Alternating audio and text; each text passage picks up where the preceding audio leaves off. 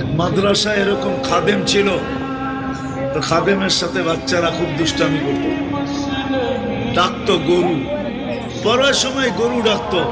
তো ও ছিল একটু সাদা সিধা, সহজ সরল, একটু হাবলা টাইপের, তো বেশি মাথায় নিত না।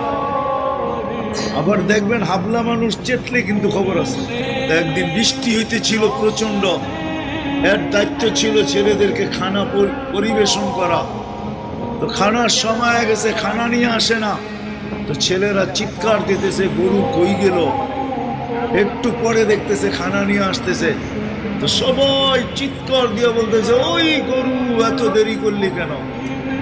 বাস সরল সহজ তো লেগে গেছে মাথায়। মোতামিম সাহেবের কাছে যা বলতেছে চাকরি করব না। কেন? বাড়ি মাদ্রাসায় যেটি পালেন এটি সব দেয়া দাও। সবসময় গরু বলে শোয়া গেছি, আজকেও গরু বলতেছি।